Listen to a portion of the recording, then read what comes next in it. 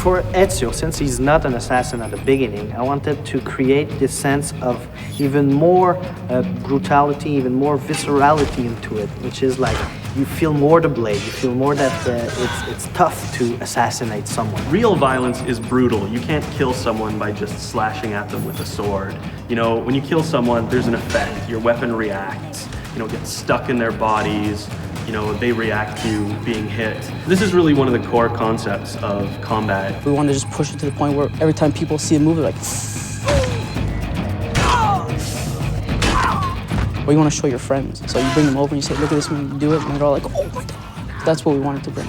Another thing we wanted is to make fight better, but also make it so that fight wasn't the only tool in the game. So in AC2, there will always be an option for escaping. You have to play smart. You can't always fight every fight because you're going to lose. So you have to pick and choose your battles. So there's going to be 3 guards archetypes in the game. The first one being the brute. The brute is going to be a huge challenge in terms of fighting. It's going to be strong. They are not very smart. They're your typical kind of big oafs. And they're very susceptible to sort of social gameplay. So you can blend, they'll never figure out that you're in a blend spot. Then we have the seeker, the more paranoid type of guard, you know, the guy who's searching to see where Ezio is, and even like in Veil of Hate or in a group of people, he can say, oh, you're there. The third is the agile, and the agile is obviously against the free running. Not only is he good at catching you when you're free running, he can also do free running. The other thing that's really cool about the archetypes is that each one uses a special weapon. You can actually steal people's weapons now.